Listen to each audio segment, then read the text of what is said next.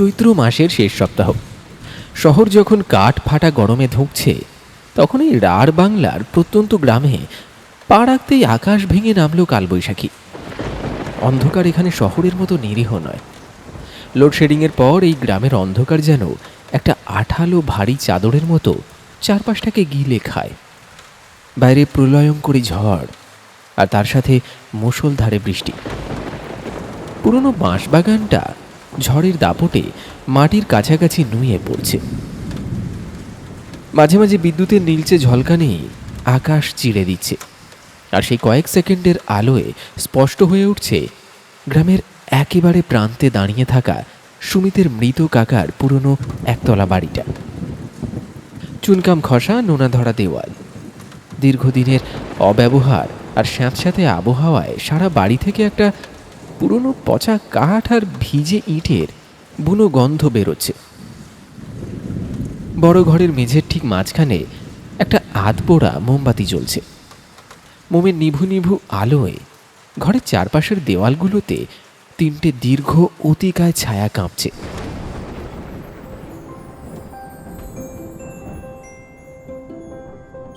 টানা 3 দিনের ছুটি পেয়ে শহরের দম বন্ধ করা একঘেয়েমি কাটাতে সুমিতের প্রস্তাবেই ওরা এখানে এসেছে। কাকার মৃত্যুর পর থেকে বাড়িটা পড়েই থাকে। বছরে 2-1বার এসে ওরা আড্ডা দেয়, একটু পরিষ্কার পরিচ্ছন্ন করে যায় আর কি।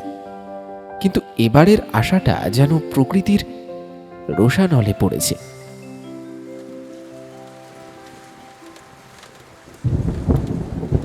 আরে ধুর, এই জন্য তোদের সাথে আমি কোথাও আসতে চাই না। নীরবতা ভেঙে ফেটে পড়ল বিকাশ। সে বিরক্তি নিয়ে হাতের দামি স্মার্টফোনের স্ক্রিনে টোকা মারছে। সন্ধে 7টা থেকে no signal, emergency call only, এটাই দেখাচ্ছে। এই হতচ্ছাড়া কারেন্টটাও যে কোথায় গেল, আসার কোনো নামই নেই। বিকাশ ছেলেটা বরাবরই একটু অধৈর্য, আদ্যপান্ত শহুরে। দামি বাইক, কর্পোরেট চাকরি আর উইকেন্ড পার্টির বাইরের দুনিয়াটা যে কতটা রুক্ষ হতে পারে সেটা মানতে ওর খুব কষ্ট হয়। সুমিত একটা পুরনো গামছা দিয়ে মেঝের একদিকের বৃষ্টির ছাঁট মুছতে মুছতে বলল, আরে ভাই, একটু অ্যাডজাস্ট করে নে না, কাল সকালেই সব ঠিক হয়ে যাবে। আরে তুই তো জানিস গ্রামের দিকে একবার ঝড় বৃষ্টিতে তার ছিঁড়লে চট করে কারেন্ট ফারেন্ট আসে না, আর নেটওয়ার্ক তো এখানে এমনিতেই উইক। সুমিত এই দলের মধ্যে সবচেয়ে গোছানো এবং শান্ত প্রকৃতির। কাকার এই বাড়িটার প্রতি তার একটা অদ্ভুত টান আছে, যদিও সে নিজেও জানে জায়গাটা বেশ গা ছমছমে। অ্যাডজাস্ট করব? ওই পুরনো জং ধরা জানলার পাল্লাটা যেভাবে হাওয়াতে বাড়ি খাচ্ছে, মনে হচ্ছে এক্ষুনি খুলে আমার ঘাড়ের ওপর পড়বে। বিকাশ পকেট থেকে সিগারেটের প্যাকেটটা বের করতে করতে বলল, ওটা আমি দড়ি দিয়ে বেঁধে দিয়েছি, পড়বে না। খুব নিচু আর শান্ত গলায় কথাগুলো বলল অর্ক। অর্ক মোমবাতির আলো থেকে একটু দূরে অন্ধকারের দিকে মুখ করে বসে আছে। ওর হাতে এক বান্ডিল পুরনো তাস। অর্ক মানুষটাই এরকম, স্বল্পভাষী, অন্তর্মুখী এবং গভীর পর্যবেক্ষক। ও যখন কথা বলে মনে হয় যেন প্রতিটি শব্দ মেপে বলছে। চোখের দৃষ্টিতে সবসময় একটা দার্শনিক বা বলা ভালো একটা বিষণ্ণ শূন্যতা লেগে থাকে। হঠাৎ বাইরে একটা কান ফাটানো বাজ পড়ল।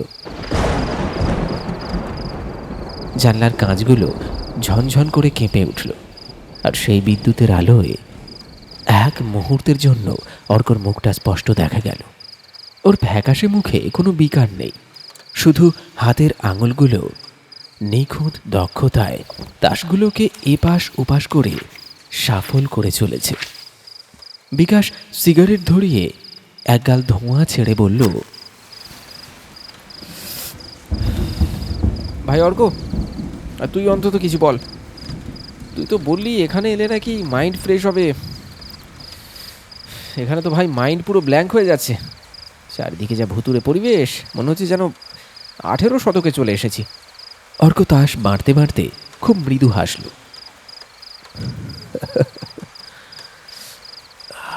শব্দগুলো শুন বিকাশ, শহরের এসির আওয়াজ আর গাড়ির হর্নের বাইরেও যে পৃথিবীর একটা নিজস্ব আদিম শব্দ আছে, সেটা তো এখানেই পাবি।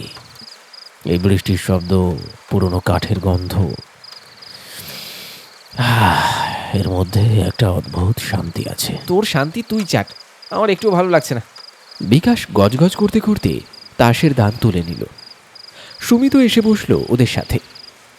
মোমবাতির শিখাটা জানলার ফাঁক দিয়ে আসা হাওয়াতে তীর তীর করে কাঁপছে। তিন বন্ধু মেতে উঠল তাসের আসরে। বাইরের তুমুল বৃষ্টি আর অন্ধকারে যেন তাদের এই ছোট্ট আলোর বৃত্ত থেকে সম্পূর্ণ আলাদা একটা জগৎ তৈরি করেছে।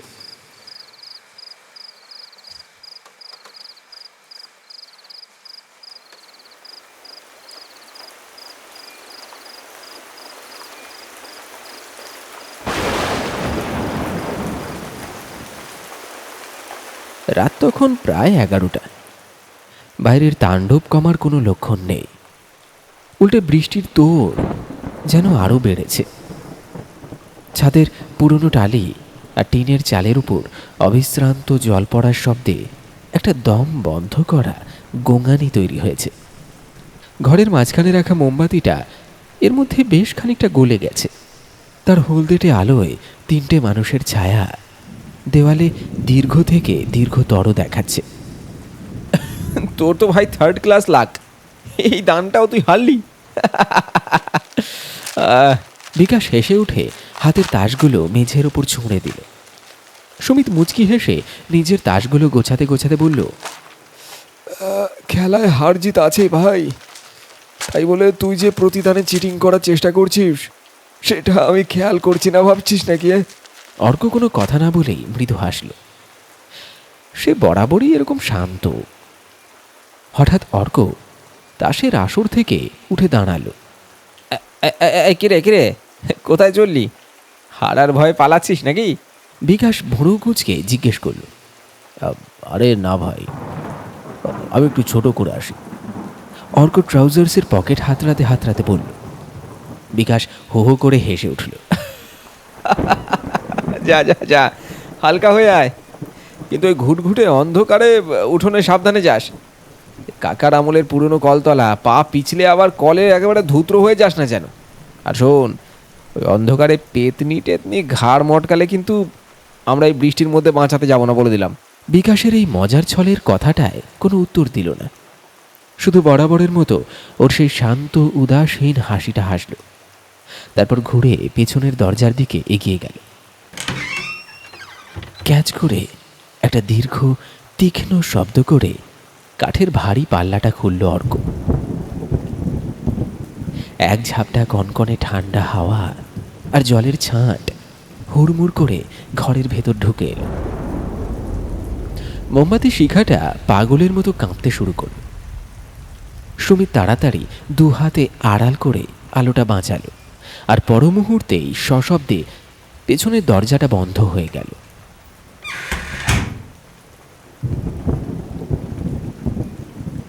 অর্ক বেরিয়ে যেতেই ঘরের পরিবেশটা আবার আগের মতো হয়ে গেল। সুমিত তাসগুলো সাফল করতে করতে বলল, তোর ওই পেতনির জোকসগুলো কিন্তু বড্ড বস্তা পচা হয়ে গেছে রে বিকাশ। বিকাশ পকেট থেকে আরেকটা সিগারেট ধরিয়ে এক মুখ ধোঁয়া ছাড়ল।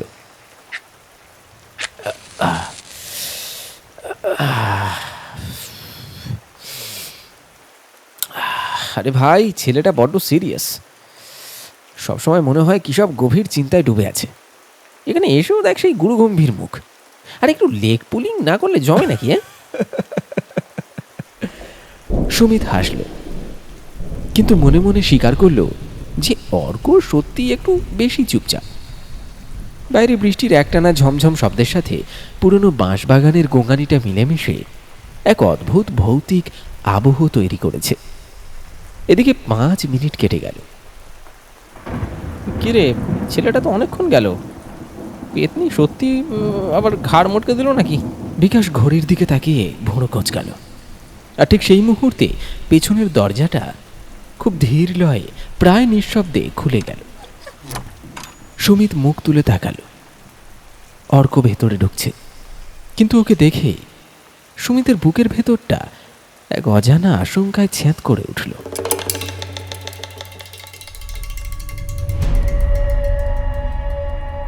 অর্ক আপাদমস্তক ভিজে জবজবে। ওর চুলগুলো কপালের সাথে লেপ্টে আছে, শার্টটা জলের ভারে শরীরের সাথে সেটে গেছে। বাইরের বারান্দা থেকে কলতলা পর্যন্ত তো টিন দিয়ে ঘেরা। বাথরুমে যেতে গেলে তো এতটা ভেজার কথা নয়। মনে হচ্ছে যেন কেউ ওকে আস্ত একটা পুকুরের মধ্যে চুবিয়ে তুলে এনেছে। কিন্তু সুমিতকে যেটা সবচেয়ে বেশি শিউরে তুলল তা হলো অর্কের শারীরিক ভঙ্গিটা। এই তুমুল ঝড় বৃষ্টিতে এমনভাবে ভিজে এলে মানুষের একটা স্বাভাবিক রিফ্লেক্স থাকে, গা মোছার চেষ্টা করা বা শীতে কাঁপা বা অন্তত একটা বিরক্তি প্রকাশ করা। কিন্তু অর্কের মধ্যে তার ছিটে ফোঁটাও নেই। সে একদম চুপ। ওর পা ফেলার কোনো শব্দ পর্যন্ত হচ্ছে না। একটা নিস্তব্ধ মৃত মানুষের মতো ভারী অথচ নিঃশব্দ পায়ে হেঁটে এসে সে আবার আগের জায়গাতেই বসল। মোমবাতির নিভু নিভু আলোয় সুমিত দেখল অর্কর মুখটা নিচের দিকে সামান্য নামানো। ওর ভিজে চুল থেকে টপ টপ করে জল ঝরে মেঝের ওপর ছোট একটা গর্তের মতো তৈরি করেছে। কিন্তু ওর চোখ দুটো অস্বাভাবিক স্থির, পলকহীন, যেন কাঁচের মার্বেলের মতো চকচক করছে। কিন্তু তাতে বিন্দু মাত্র প্রাণ নেই। বিকাশ নিজের তাসের দিকে তাকিয়ে না দেখে বলে উঠল, কিরে, বাথরুমে কি সাঁতার কাটতে নেমেছিলি নাকি? এত ভিজলি কি করে ভাই? ওই কোণে একটা গামছা রাখা আছে, নে মাথাটা মুছে নে। কোনো উত্তর এলো না। ঘরের ভেতর শুধু বৃষ্টির একটানা শব্দ। বিকাশ এবার মুখ তুলে তাকালো। অর্কর ওই মূর্তি দেখে ওর মুখের হাসিটাও একটু থমকে গেল। কিন্তু সেই পরিস্থিতি হালকা করার জন্য একটু জোর করেই হাসল। কিরে, কালা হয়ে গেলি নাকি? কথা বলছিস না কেন? সুমিত একদৃষ্টে তাকিয়ে আছে অর্কর দিকে। তার কানের কাছে কেউ যেন ফিসফিস করে বলছে, সামনে বসা এই মানুষটার মধ্যে স্বাভাবিক কিছু নেই। অর্ক এবারও মুখে কোনো শব্দ করল না। বিকাশ আর সুমিতের কোনো কথারই যেন ওর কাছে কোনো অর্থ নেই। সে শুধু খুব ধীরে একটা দম দেওয়া যান্ত্রিক পুতুলের মতো একবার ঘাড় নাড়ল। তারপর ওর ফ্যাকাশে বরফের মতো সাদা হয়ে যাওয়া ডান হাতটা বাড়িয়ে মেঝের ওপর পড়ে থাকা তাসগুলো অত্যন্ত সন্তর্পণে তুলে নিল। ঘরের বাতাসটা হঠাৎ করেই যেন 10 গুণ ভারী হয়ে গেছে। মোমবাতির আলোটা একবার দপ করে জ্বলে উঠে আবার স্তিমিত হয়ে গেল। আর সেই আলোয় সুমিত স্পষ্ট দেখল অর্কের ঠোঁটের কোণে ফুটে উঠেছে এক চিলতে শীতল প্রাণহীন হাসি, যে হাসির সাথে তাদের চেনা বন্ধুর অর্কর কোনো মিল নেই। ঘরের ভেতরের হাওয়াটা যেন জমাট বেঁধে বরফ হয়ে গেছে।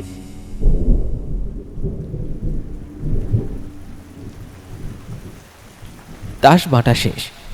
মোমবাতি টিমটিমে আলোয় তিনজনের ছায়া আবার দেওয়ালে দীর্ঘ হয়ে কাঁপছে। বিকাশ পরিস্থিতি স্বাভাবিক করার জন্য জোর করে একটা চুটুল সুরে গুনগুন করার চেষ্টা করল,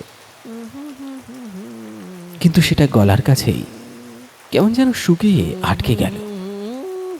সুমিত নিজের তাসের দিকে তাকিয়ে আছে ঠিকই, কিন্তু ওর মন পড়ে আছে সামনের ওই ভিজে নিস্তব্ধ মূর্তিটার দিকে।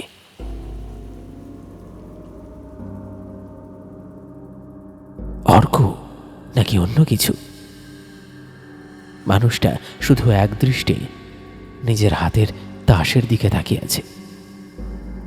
ভিজে চুল থেকে টুপটুপ করে জল ঝরে মেঝের সাথে সাথে সিমেন্টের উপর পড়ছে টুপটুপ শব্দে।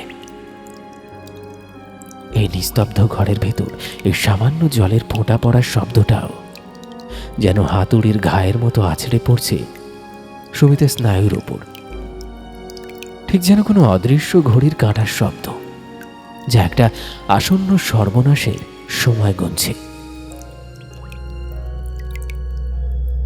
হঠাৎ সুমিতের ডান দিকের প্যান্টের পকেটে একটা তীক্ষ্ণ ভাইব্রেশন অনুভূত হলো।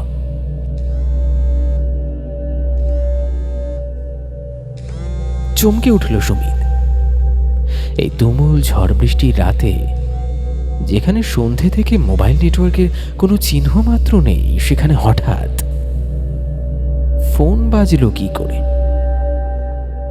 বুকটা ধড়াস করে উঠল ওর। কাঁপা কাঁপা হাতে পকেট থেকে স্মার্টফোনটা বের করলো। স্ক্রিনের আলোটা মোমবাতির ম্লান আধো অন্ধকারে যেন বড্ড বেশি উজ্জ্বল আর অস্বাভাবিক দেখাচ্ছে। উপরে সিগন্যালের বারে মাত্র একটা দাগ টিম টিম করে উঁকি মারছে। হোয়াটসঅ্যাপের আইকনে একটা সবুজ নোটিফিকেশন মেসেজ এসেছে। সুমিত মেসেজটা খোলার আগেই প্রেরকের নামটা দেখল, আর মুহূর্তের জন্য ওর চোখের পলক পড়া বন্ধ হয়ে গেল। নিঃশ্বাসটা গলার কাছে দলা পাখি আটকে গেল যেন। স্ক্রিনে জল জল করছে নামটা, অর্ক। সুমিতের মনে হলো ওর পায়ের তলা থেকে পুরনো বাড়ির মেঝেটা যেন হুড়মুড় করে ধসে যাচ্ছে। বুকের ভেতর হৃৎপিণ্ডটা পাগলের মতো আছড়ে পড়ছে পাঁজরের গায়ে। এই তো অর্ক বসে আছে, ও ঠিক এক হাত দূরে। তাহলে মেসেজটা কি পাঠালো? কাঁপা ঘর্মাক্ত আঙুলে স্ক্রিনটা আনলক করল সুমিত। মেসেজটা মাত্র কয়েক সেকেন্ড আগে ডেলিভার হয়েছে। লেখাটা পড়ে সুমিতের শিরদাঁড়া বেয়ে আক্ষরিক অর্থেই একটা হিম শীতল বরফের স্রোত ঘাড় থেকে নেমে কোমর অবধি নেমে গেল। মেসেজে লেখা আছে, ভাই উঠোনের দরজাটা বাইরে থেকে হাওয়ায় আটকে গেছে, আমি বৃষ্টিতে ভিজছি, তাড়াতাড়ি দরজাটা খুলে দে। সুমিতের চোখ দুটো ঠিকরে বেরিয়ে আসতে চাইছে। সে ধীরে ধীরে অত্যন্ত সন্তর্পণে ঘাড় ঘুরিয়ে সামনের মানুষটার দিকে তাকালো। সামনের অর্ক তখন অত্যন্ত ধীরে, অদ্ভুত এক নিরাসক্ত ভঙ্গিতে নিজের তাসের পাতাগুলো একটা একটা করে আঙুলের ফাঁকে সাজাচ্ছে। ওর ফ্যাকাশে চামড়ার উপর মোমবাতির আলো পড়ে একটা মৃতদেহের মতো মোমের আস্তরণ তৈরি করেছে। ওর বুকের ওঠানামা পর্যন্ত বোঝা যাচ্ছে না। সুমিত নিজের নিঃশ্বাস প্রশ্বাসের শব্দ যেন নিজের কানে শুনতে পাচ্ছে।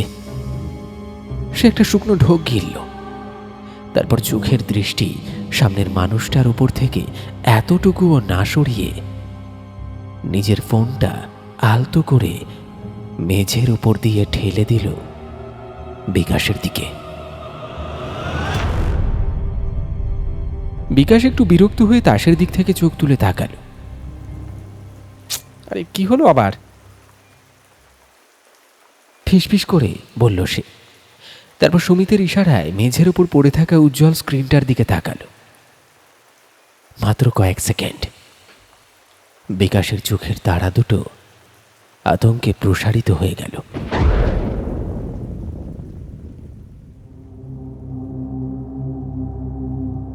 ওর শ্যামলা রঙের মুখটা চোখের পলকে ছাইয়ের মতো সাদা ফ্যাকাশে হয়ে গেল।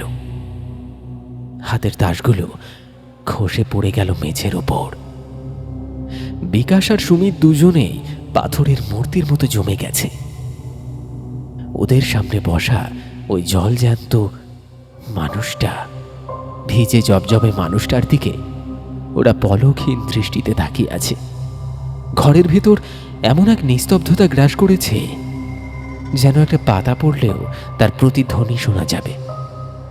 শুধু বাইরের অন্ধকারে কালবৈশাখীর গোঙানি আর বৃষ্টির একটানা ঝমঝম শব্দ ওদের কানের পর্দায় আছড়ে পড়ছে। এটা কোনো ভৌতিক ভয় নয়, এটা ক্লাস্ট্রোফোবিয়া। বদ্ধ ঘরের ভেতর এক অজানা অকল্পনীয় আতঙ্কের সাথে আটকা পড়ার ভয়। ওরা দুজনে বুঝতে পারছে না কি করবে, দৌড়ে গিয়ে পেছনের দরজাটা খুলবে নাকি সামনের এই জিনিসটাকে আঘাত করবে। যদি বাইরে আটকে থাকা মানুষটা সত্যি অর্ক হয়, তাহলে তাহলে ওদের সামনে বসে থাকা এই অবয়বটা কি? আর ঠিক সেই মুহূর্তে ঘরের সেই হাড় হিম করা নিস্তব্ধতা টুকরো টুকরো হয়ে ভেঙে গেল। সামনের ওই ভেজা মূর্তিটা তাস থেকে এতটুকু চোখ তুলল না। ওর মাথাটা আগের মতোই বুকের দিকে ঝোঁকানো, কিন্তু ওই অবস্থাতেই সে কথা বলে উঠল। গলাটা অবিকল অর্কর, কিন্তু তার মধ্যে কোনো আবেগ নেই, কোনো ওঠা পড়া নেই। একটা অদ্ভুত যান্ত্রিক ঘর ঘরের স্বর, যেন বহু কাল পুরনো কোনো ভাঙা গ্রামোফোন রেকর্ড থেকে একটা আটকে যাওয়া লাইন বেজে উঠল। শীতল আবেগহীন গলায় অবয়বটা বলে উঠল, দরজাটা খুলিস না ভাই, বাইরে ওটা আমি নই। কথাটা সুমিতের কানের পর্দায় আছড়ে পড়ার সাথে সাথে ওর মনে হলো মস্তিষ্কের ভেতরের সবকটা শিরা যেন টান টান হয়ে এক লহমায় ছিঁড়ে গেল। বিকাশ একটু অস্ফুট গোঙানির মতো শব্দ করে ছিটকে পিছিয়ে গেল। ওর পিঠ গিয়ে সজোরে ঠেকল পেছনের ড্যাম্প ধরা দেওয়ালে। ঘরের নিস্তব্ধতা তখন একটা জমাট বাঁধা পাথরের মতো ভারী। বাইরে কে আর ভেতরেই বা কে? সুমিতের যুক্তিবাদী মন খড়কুটোর মতো ভেসে গেল চরম প্যারানরিয়া আর ক্লাস্ট্রোফোবিয়ার বন্যায়। চোখের সামনে বসা এই ভিজে ফ্যাকাশে জিনিসটা যদি অর্ক না হয়, তবে এটা কি? একটা কি ছদ্মবেশী বিভীষিকা, নাকি বাইরে যেটা দাঁড়িয়ে আছে সেটা কোনো অশুভ সত্তা? উন্মাদ প্রায় এক আতঙ্ক সুমিতের বুকের খাঁচাটা ভেঙে বেরিয়ে আসতে চাইল। আর ঠিক সেই চরম স্নায়বিক মুহূর্তেই সামনের সেই জলজ্যান্ত অবয়বটা অত্যন্ত ধীর গতিতে মাথাটা উপরের দিকে তুলল। মোমবাতির কাঁপা কাঁপা আলো এসে পড়ল ওর মুখের ওপর। সুমিত দেখল অর্কর সেই স্থির পলকহীন চোখের দৃষ্টি সোজা ওর দিকে নিবদ্ধ। আর তারপরই অর্কর ঠোঁটের কোণ দুটো ধীরে ধীরে প্রসারিত হতে শুরু করল। একটা শীতল নিস্তব্ধ এবং অদ্ভুত রকমের বিকৃত হাসি ফুটে উঠল ওর মুখে। সেই হাসিতে কোনো শব্দ নেই, শুধু আছে একটা হাড় হিম করা ক্রূরতা। সুমিতের ভেতর জমে থাকা ভয়টা হঠাৎ করেই একটা বুনো আদিম আত্মরক্ষার প্রবৃত্তি হয়ে ফেটে পড়ল। ওর আর কিছু ভাবার ক্ষমতা ছিল না। যুক্তি, বন্ধুত্ব, চেনা মুখ সবকিছু ওই চরম আতঙ্কের কাছে মুছে গেল। এই বদ্ধ ঘরে এই পিশাচটার সাথে আর এক মুহূর্ত নয়। সুমিতের ডান হাতটা পাগলের মতো কিছু একটা আঁকড়ে ধরতে চাইল। ওর মনে পড়ে গেল জানলার পাল্লাটা যাতে হাওয়ায় না ঘাটে তার জন্য মেঝেতে একটা ভারী মরচে ধরা লোহার রড রাখা ছিল। সুমিতের হাত অন্ধকারের মধ্যেই খামচে ধরল সেই ঠান্ডা লোহাটাকে। না! সুমিতের গলা চিরে একটা অমানসিক পাশবিক চিৎকার বেরিয়ে এলো। বিকাশ কিছু বুঝে ওঠার আগেই সুমিত বিদ্যুৎ বেগে হাতটা তুলল আর নিজের সর্বশক্তি দিয়ে সেই ভারী লোহার রডটা সজোরে আছড়ে ফেলল হাসতে থাকা অর্কের মাথার বাঁ দিকে। না না! একটা বিভৎস স্যাঁতস্যাঁতে হাড় ভাঙার শব্দ পুরো ঘরের হাওয়াটাকে চিড়ে দিল। অর্কর মুখের সেই অদ্ভুত হাসিটা মুহূর্তের মধ্যে মিলিয়ে গিয়ে একটা যন্ত্রণার ছাপে পরিণত হলো। ওর মুখ থেকে ছিটকে এলো গরম রক্তের ফোয়ারা। কোনো আত্মরক্ষার সুযোগ বা চিৎকার করার সময়টুকুও পেল না। একটা ডালপালা কাটা গাছের গুঁড়ির মতো ওর শরীরটা ভারী শব্দ করে লুটিয়ে পড়ল মেঝের উপর।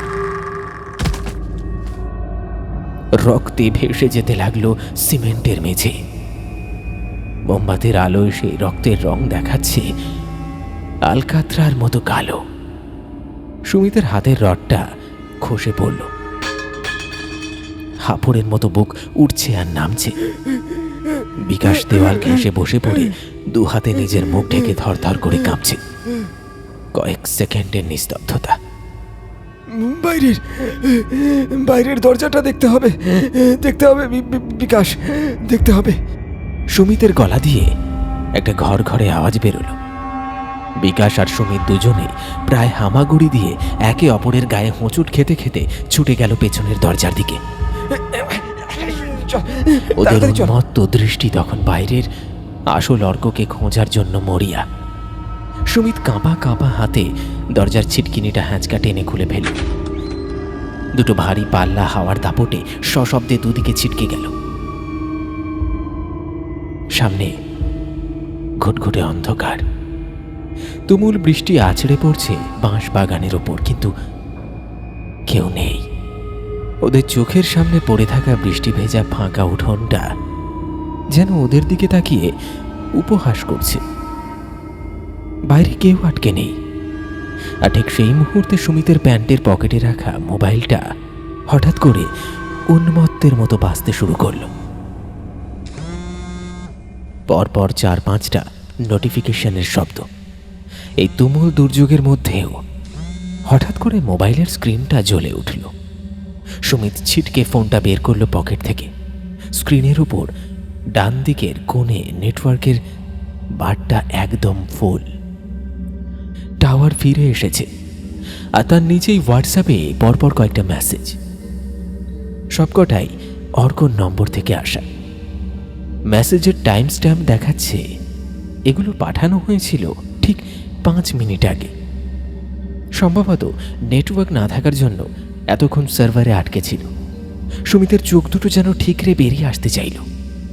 কাঁপা কাঁপা আঙুলে সে মেসেজগুলো পড়ল। প্রথম মেসেজ,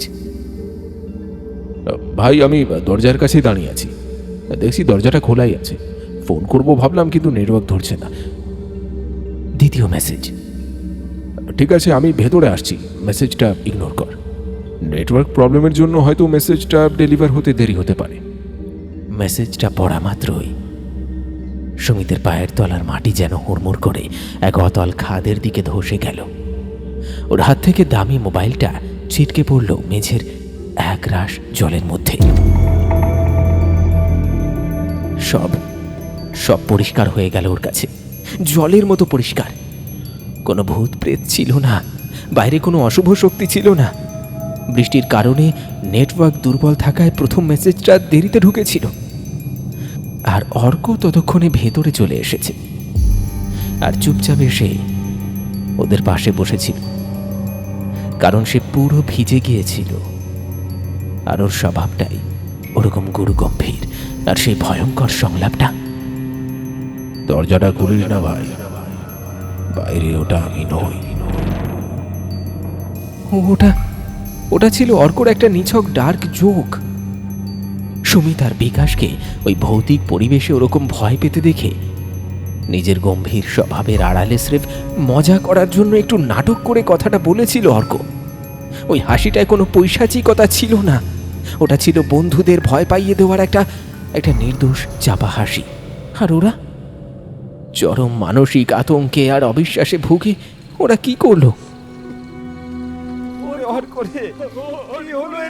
বিকাশের বুক ফাটা গগনভেদী একটা আর্তনাদ পুরো ঘরের দেওয়ালগুলোকে কাঁপিয়ে দিল। সুমিত ধীরে ধীরে পেছন ফিরে তাকালো। মেঝের উপর পড়ে আছে ওদের সব থেকে কাছের বন্ধুটা। ওর মাথার খুলিটা একপাশে থেঁতলে গেছে, আর ওর ফ্যাকাশে মুখের উপর একটা জমাট বাঁধা রক্তের ধারা গড়িয়ে নেমেছে। অর্কের খোলা নিথর চোখ দুটো যেন অপলক দৃষ্টিতে সুমিতের দিকে তাকিয়ে জিজ্ঞেস করছে, কি দোষ ছিল আমার? সুমিতের দু হাঁটু ভেঙে এলো। সে ধপ করে বসে পড়ল অর্কের লাশের পাশে, ওই রক্ত মাখা মেঝের উপর। বাইরে তখন কালবৈশাখীর তাণ্ডব আরো বেড়েছে, আর ঘরের ভেতর চরম অনুশোচনা আর হাহাকারে আকাশ বাতাস ভারী হয়ে উঠেছে। তারা বুঝতে পারল পৃথিবীর কোনো ভূত বা প্রেতাত্মা মানুষের মনের ভেতর লুকিয়ে থাকা অবিশ্বাসের অন্ধকারের চেয়ে বেশি ভয়ঙ্কর হতে পারে না। আজ রাতে এই পুরনো বাড়িতে কোনো অতি প্রাকৃত ঘটনা ঘটেনি, শুধু জন্ম নিয়েছে এক নির্মম খাঁটি মানসিক বিভীষিকা, যার অভিশাপ সুমিত আর বিকাশকে সারা জীবন তাড়িয়ে বেড়াবে।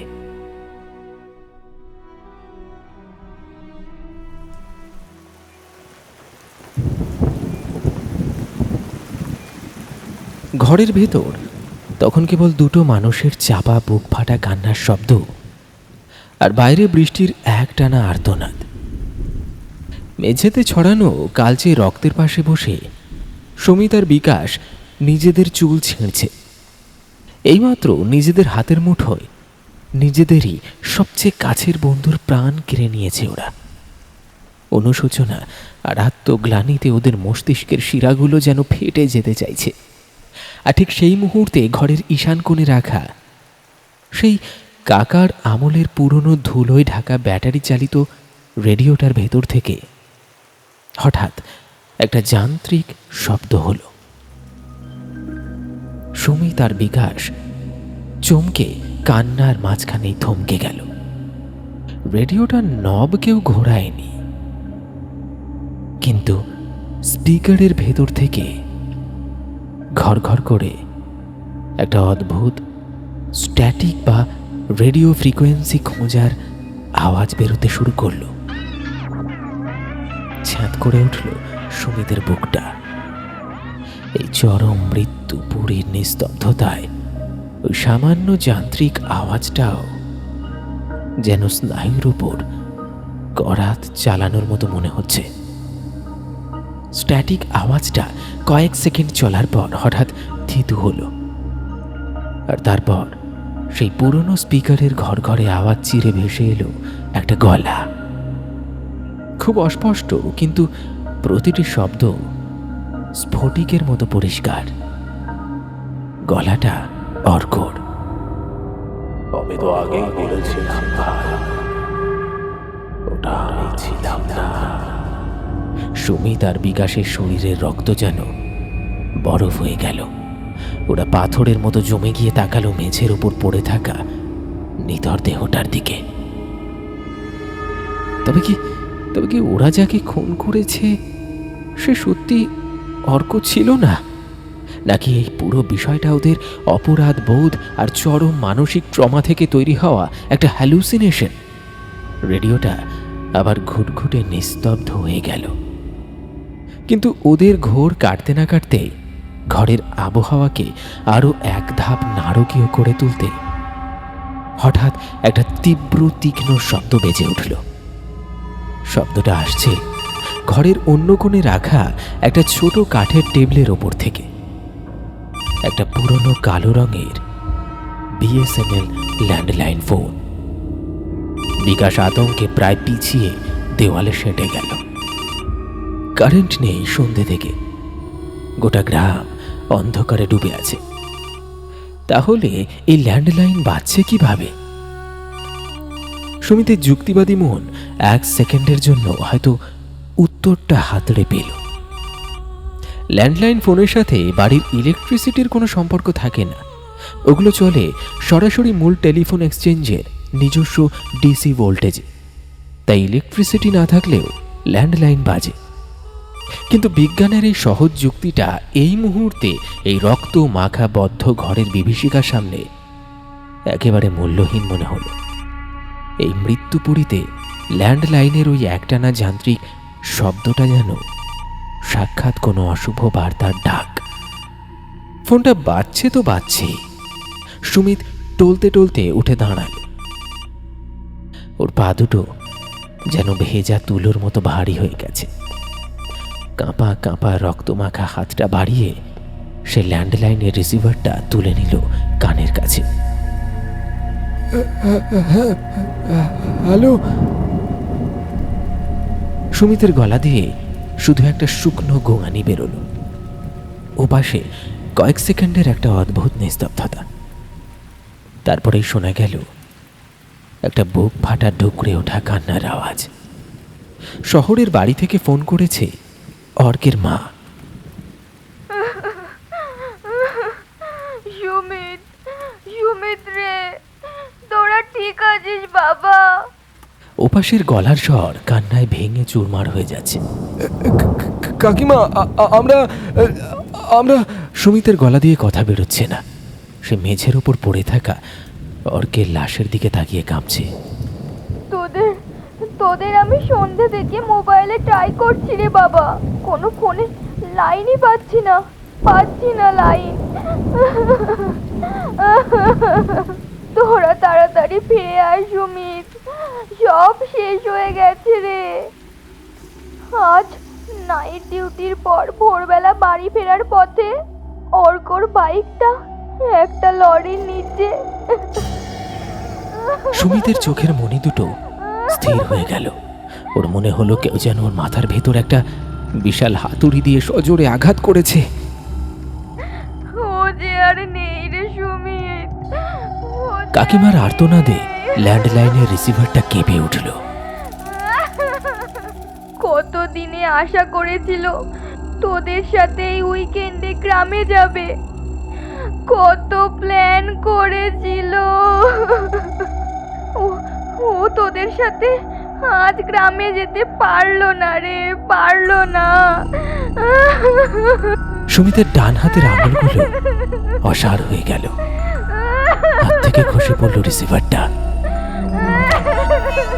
টেবিলের গায়ে ধাক্কা খেয়ে রিসিভারটা তার মাথায় ঝুলতে লাগলো, আর তার ভেতর থেকে একটা না একটা বিপ বিপ শব্দ পুরো ঘরে প্রতিধ্বনিত হতে শুরু করলো। অস্তিত্বের এক চরম শ্বাসরুদ্ধকর সংকট এসে গলা টিপে ধরল সুমিতের। যদি অর্ক কাল রাতের বেলা নাইট ডিউটি সেরে ভোরবেলা বাড়ি ফেরার পথে বাইক অ্যাক্সিডেন্টে মারা গিয়ে থাকে, তাহলে আজ যে মানুষটা ওদের সাথে হাওড়া স্টেশন থেকে ট্রেনে করে এই গ্রামে এসেছে, সারা রাস্তা গল্প করেছে, ওদের সাথে এই ঘরে বসে তাস খেলেছে, সে কি? সুমিত উন্মাদ প্রায় দৃষ্টিতে তাকালো মেঝের ওপর পড়ে থাকা মৃতদেহটার দিকে। মাথার খুলি ফেটে রক্ত বেরোচ্ছে।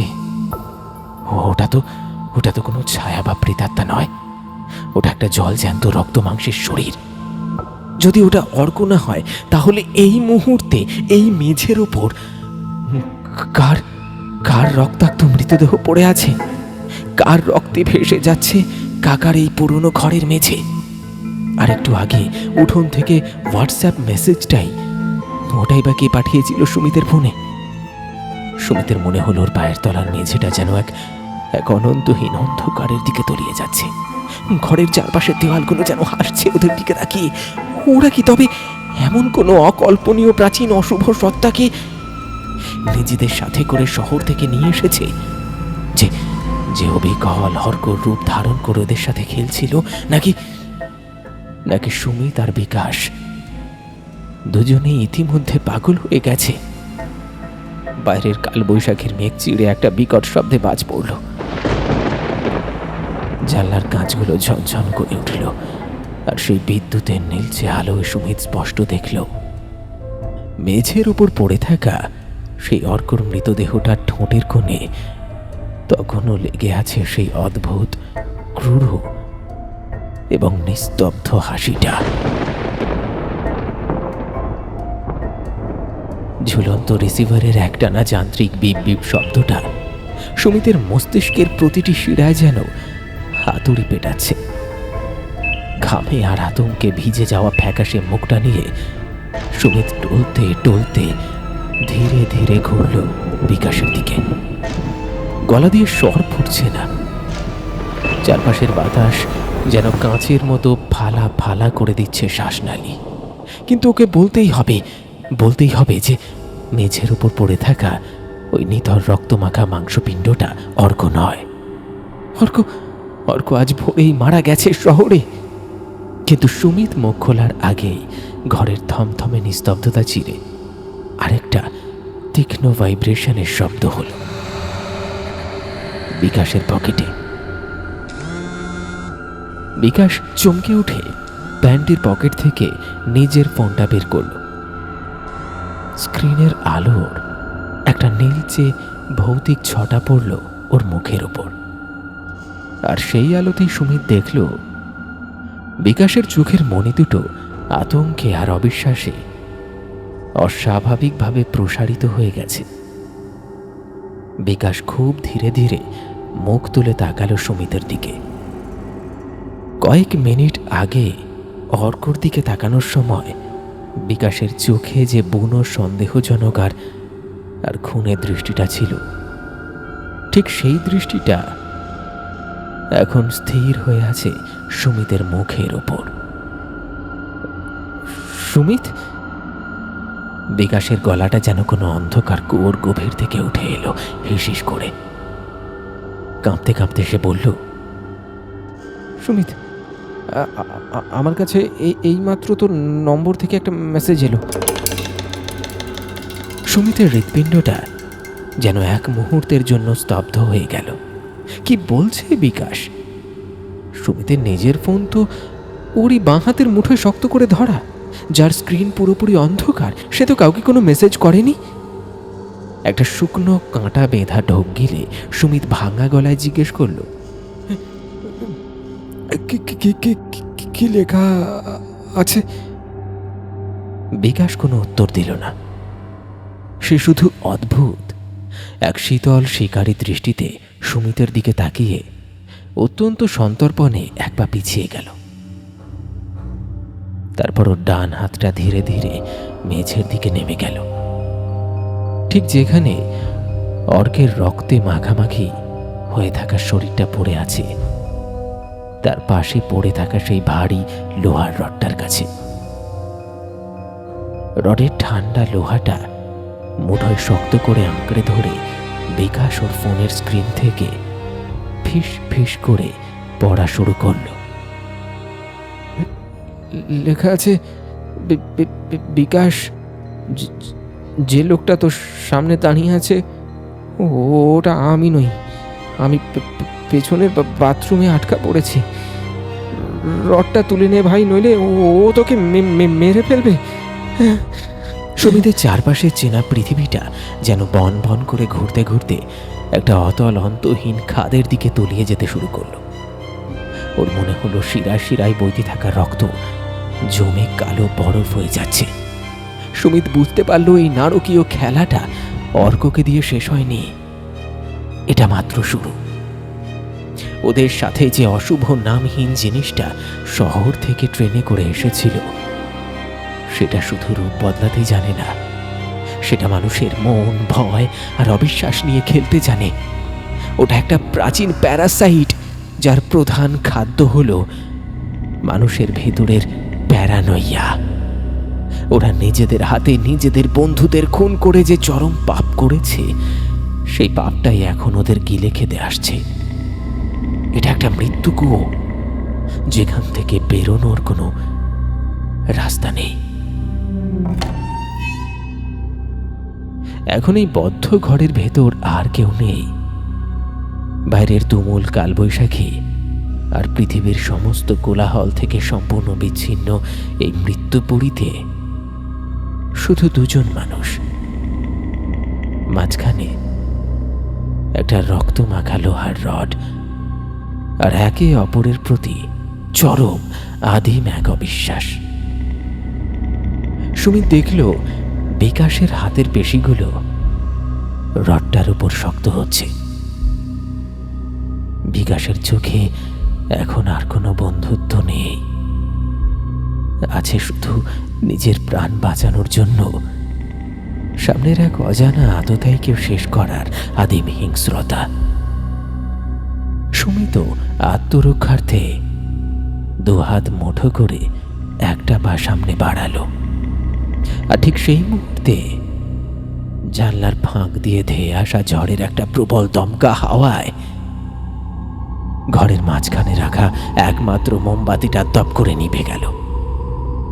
গোটা ঘর ডুবে গেল জমাট অন্ধকারের এক নিরেট গহ্বরে। শুধু সেই ঘুটঘুটে অন্ধকারের ভেতর থেকে শোনা গেল একটা ভারী লোহার রড শূন্যে তুলে সজোরে আছড়ে ফেলার সাঁই করে একটা শব্দ, এবং ঠিক তারপরেই একটা অমানসিক হাড় হিম করা আর্তনাদ।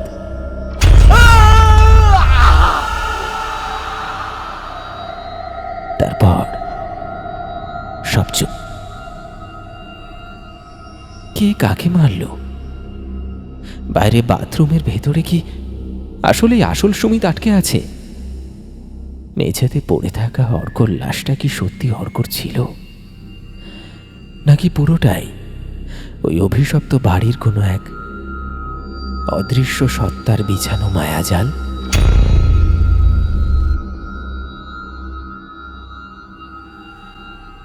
শুনলেন অদ্রিজা ভট্টাচার্য বিরচিত গ্রাম বাংলার ভূতের গল্প বাদলা রাতে দেশের বাড়িতে। আমাদের আজকের এই নিবেদন আপনার কেমন লাগলো অবশ্যই কমেন্টে লিখে জানাতে ভুলবেন না। প্রত্যেকবারের মতন আজও গল্পের মধ্যে থেকে আপনার জন্য রইল একটি প্রশ্ন। আচ্ছা বলুন তো, সুমিত, বিকাশ এবং অর্ক 3 বন্ধুতে যখন দেশের বাড়িতে গিয়েছিল তখন কোন মাসের কত নম্বর সপ্তাহ চলছিল? প্রশ্নের সঠিক উত্তর আপনার সম্পূর্ণ নামের সঙ্গে কমেন্ট বক্সে লিখে জানাবেন। যারা সঠিক উত্তর দেবেন তাদের নাম আগামী গল্পে ঘোষণা করা হবে। তাহলে চলুন দেখে নিই আমাদের গত এপিসোডে কারা কারা প্রশ্নের সঠিক উত্তর লিখে কমেন্ট করেছিলেন। গত এপিসোডে প্রশ্নের সঠিক উত্তর লিখে কমেন্ট করেছিলেন শর্মিলা বেগম, সাবির আলী, পায়েল দাস, জাকির গাজী, সৌম্যদীপ গড়াই, শুভঙ্কর দাস, রত্না সরকার, বাবু, দীপক মালাকার, শেখ মনোয়ার, প্রদীপ চক্রবর্তী, সরোজিনী, দিব্যাংশী, নয়নিকা ও গাবান, হেমন্ত মণ্ডল, সার্থক মণ্ডল, সুষমা মণ্ডল, আব্দুল হাবিব, আশরাফুল রহমান, সদানন্দ বেরা, মমতা এবং মমতা। আপনাদের প্রত্যেককে অনেক অনেক ধন্যবাদ জানাই আমাদের গল্পগুলি বরাবর নিয়মিত শুনে এসে গল্পে থাকা প্রশ্নের সঠিক উত্তর কমেন্টে লিখে জানানোর জন্য। এখানে অযথা সময় নষ্ট না করে সরাসরি গল্প শোনানো হয়। তাই যারা এখনো পর্যন্ত আমাদের চ্যানেলটি সাবস্ক্রাইব করেননি অথচ নিয়মিত আমাদের গল্পগুলি শুনছেন, বা যারা নতুন আমাদের চ্যানেলে এসেছেন, তাদের প্রত্যেকের কাছে অনুগ্রহ করে চ্যানেলটি সাবস্ক্রাইব করুন। আমি সুদর্শন আজকের মতো আড্ডা বিরতি দিচ্ছি এখানেই।